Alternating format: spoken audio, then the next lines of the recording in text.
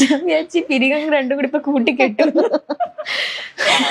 Okay, നമ്മുടെ game എന്താന്ന് വെച്ചാല് ഞാനൊരു ഡയലോഗ് പറയും, അല്ലെങ്കിൽ ഒരു സിറ്റുവേഷൻ പറയും. ആ ചേട്ടന്റെ ക്യാമറ ഇരിക്കുന്ന ചേട്ടന്റെ മുഖം ക്യാമറ സൂം ചെയ്ത് നോക്കുമായിരിക്കും പെട്ടെന്ന് എന്തെങ്കിലും പറ്റിയോ. അതെ അതെ. ഓക്കെ, അപ്പൊ ഞാനൊരു സിറ്റുവേഷനോ ഒരു ഡയലോഗോ അല്ലെങ്കിൽ ഒരു സിനിമ ഡയലോഗോ എന്തെങ്കിലും തരും. അതിന്റെ കൂടെ ഞാനൊരു ഇതുപോലൊരു നവരസവും പറയും. അപ്പൊ ഞാൻ പറയുന്ന നവരസത്തിൽ വേണം അത് ചെയ്ത് കാണിക്കാൻ. എനിക്ക് കത്തിയില്ല. അടച്ചോ? എനിക്ക് കത്തിയില്ല.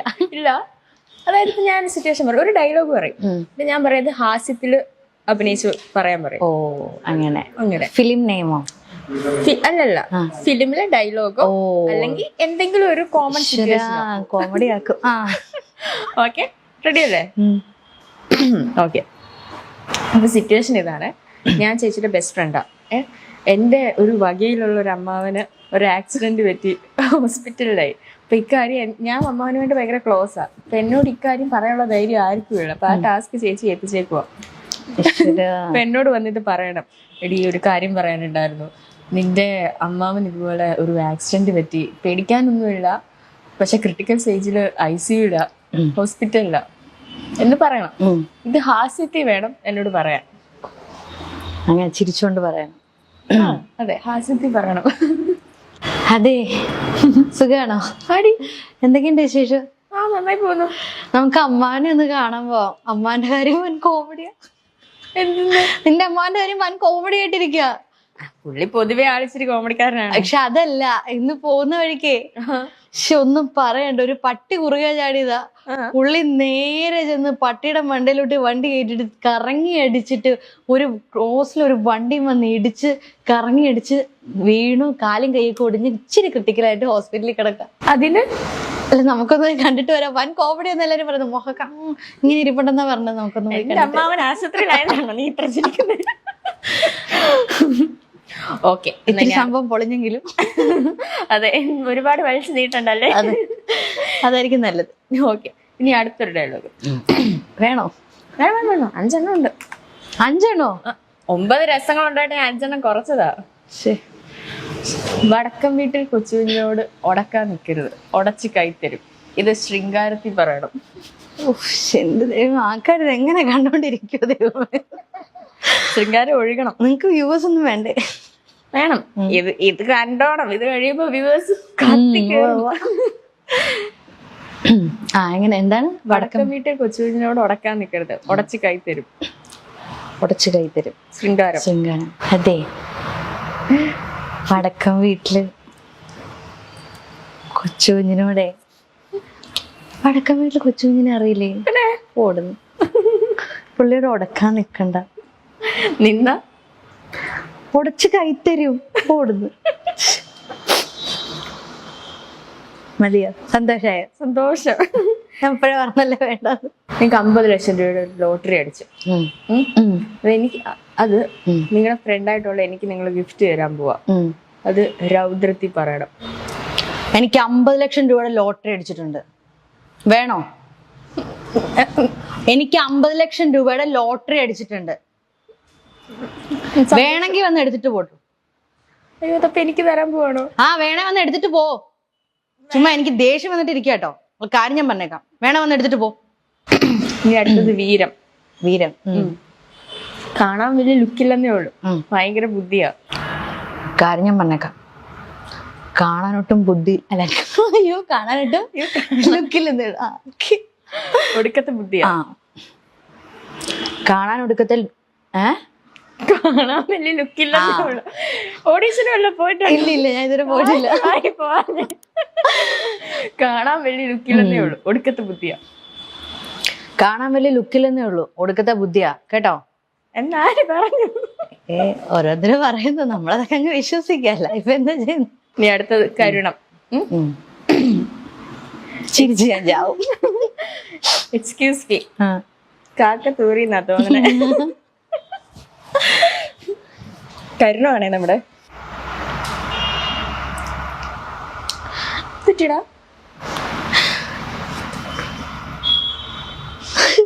എന്താടാ നീ പറക്കണോ? ഞാൻ മോനെ കാര്യം പറ, എന്ത് പറ്റി? കാക്ക ചത്തുപോയോ? കാക്ക തൂറിയതാ തോന്നുന്നു. അയ്യോ എന്റെ മോനെ, എനിക്കിങ്ങനെ വന്നല്ലോ. എനിക്കറിയണ്ട. എന്നോട് എല്ലാരും ക്ഷമിക്കണം, ഞാൻ വിനീതമായിട്ട് അഭ്യർത്ഥിക്കുന്നു. എങ്ങനെ ഉണ്ടായിരുന്നു ഗെയിം? ഗെയിം ഇഷ്ടപ്പെട്ടോ?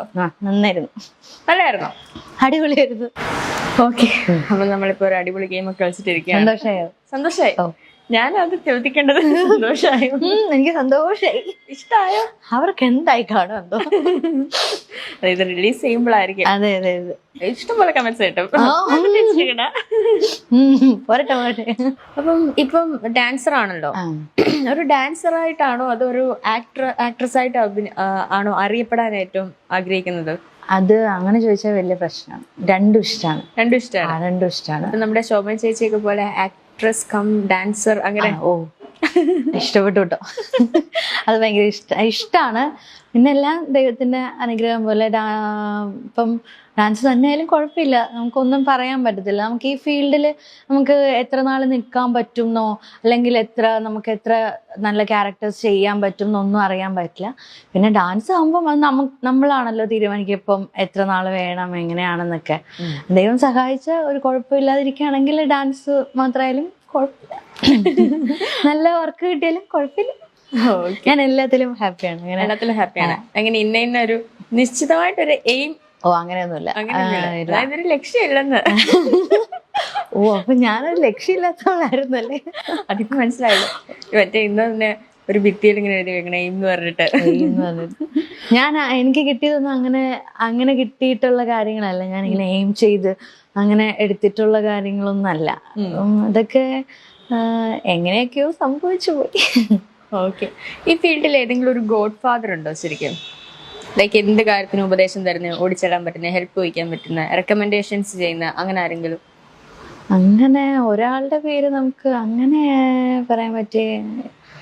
എനിക്ക് ആദ്യമേ മുതൽ എൻ്റെ കൂടെ നിന്ന് എന്ത് ചെറിയ ചെറിയ കാര്യത്തിനായാലും പോലും ആദ്യമേ തന്നെ എപ്പോഴും കൂടെ നിന്ന് സപ്പോർട്ട് ചെയ്യുന്നത് അമ്മ അച്ഛനും തന്നെയാണ്. അത് ഞാൻ ഏത് വഴിക്ക് പോകണം, ആ വഴിക്ക് പോയാൽ അത് വേണ്ട, അത് തെറ്റാണെന്നൊന്നും ഇത് വഴിക്ക് പൊക്കോ അങ്ങനെ പറഞ്ഞ് അതായിരിക്കും നല്ലതെന്നൊക്കെ പറഞ്ഞു വിടുന്നത് അവർ തന്നെയാണ്.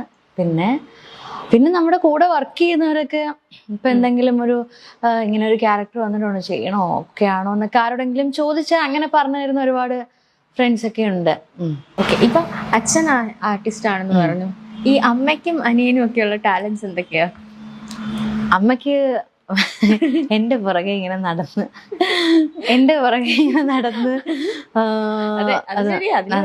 അത് വേണം. പിന്നെ തീർച്ചയായിട്ടും ഇപ്പം നമ്മളിപ്പം ഷൂട്ട് ചെയ്യുന്ന സമയത്ത് വർക്ക് ചെയ്യുമ്പോഴും സീരിയൽ ചെയ്യുന്ന ടൈമാണെങ്കിലും നമ്മൾ പോയി സീൻ ചെയ്തു വരുന്നു.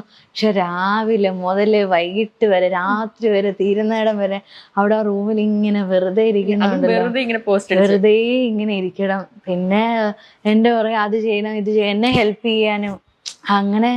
അത് ഭയങ്കര ഒരു വലിയ പാടാണ് കേട്ടോ, രാവിലെ മുതൽ ഇങ്ങനെ ഇരുന്ന്. അത് വലിയ പാടാണ്. ഞാൻ ഒരുപാട് അമ്മമാരെ അതുപോലെ കണ്ടിട്ടുണ്ട്. നമ്മുടെ ഇൻഡസ്ട്രിയിൽ ഒരുപാട് ആർട്ടിസ്റ്റുകളുടെ അമ്മമാർ ഇങ്ങനെ കൂടെ ഇരുന്ന് രാവിലെ മുതൽ രാത്രി വരെ ഇരിക്കുക. അത് കുറച്ച് പാടാണ് കേട്ടോ. ശരിക്കും അവർക്കൊരു അസോസിയേഷൻ തുടങ്ങണം. അത് വേണം. മോഡേൺ ഡ്രസ്സസ് ആണോ അതോ നാടൻ വേഷങ്ങളാണോ കൂടുതൽ ഇഷ്ടം?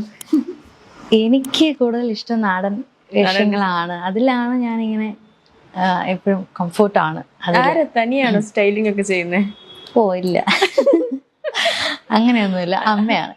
കാരണം ഐശ്വര്യയുടെ സ്റ്റൈലിംഗ് ഭയങ്കര ഫേമസ് ആണ്. എന്ത് ഇന്റർവ്യൂസ് ഒക്കെ ഏതൊക്കെ എവിടെയൊക്കെ കണ്ടിട്ടുണ്ടെന്ന് തോന്നുന്നില്ല. പിന്നെ ഒന്നും കാണാതെ ഞാൻ ഇന്നിങ്ങനെ വന്ന് രാവിലെ ഇരുന്നതാ. ഞാൻ ആ കാര്യത്തില് തോൽവിയാണെന്ന് പറയാം. അത്ര എല്ലാ ഡ്രസ്സും സെലക്ട് ചെയ്ത അമ്മയായിരിക്കും. എല്ലാ ഡ്രസ്സും സെലക്ട് ചെയ്യുന്ന അമ്മയാ. പിന്നെ ഞാൻ തന്നെ ഇടുന്നതൊക്കെ എന്തെങ്കിലും ഇട്ട് കഴിഞ്ഞാൽ അതൊക്കെ ഇതെന്ത് വേഷം എന്നായിരിക്കും എല്ലാവരും മിക്കവരും ചോദിക്കുന്നത്. പിന്നെ അങ്ങനെ വലിയൊരു ടാസ്ക് എടുക്കാൻ പോകാറില്ല. അമ്മ എടുത്തോ, ഞാനിടാം, ഇത്രേ ഉള്ളൂ. ഇപ്പൊ ഒരുപാട് ഡ്രസ്സുകളും കാര്യങ്ങളും അങ്ങനെയൊക്കെ ഉണ്ട്. അപ്പം നമ്മളിപ്പോ കേൾക്കുന്ന ഒരു കാര്യം, ഈ ബോഡി ഷേമിംഗ് എന്ന് പറഞ്ഞാൽ അത് എപ്പോഴെങ്കിലും ഫേസ് ചെയ്തിട്ടുണ്ടോ? കാരണം ഐശ്വര്യ കുറച്ചും കൂടി ഒരു ബബ്ലി ഫിഗർ ആണല്ലോ. അങ്ങനെ അതിപ്പം പറഞ്ഞിട്ടുണ്ട് ഇങ്ങനെ ഭയങ്കര തടിയാണ് അങ്ങനെ പറഞ്ഞിട്ടുണ്ട്. പിന്നെ നമ്മളെ നേരിട്ട് കാണുന്നേക്കാളും ഒന്നും കൂടെ തോന്നും, ഫ്രെയിമിൽ ഒന്നും കൂടെ കുറച്ചുകൂടെ തോന്നും, അങ്ങനെ ഫീൽ ചെയ്തിട്ടുണ്ട്. പല ആർട്ടിസ്റ്റുകളും അങ്ങനെ പറഞ്ഞിട്ടുണ്ട്.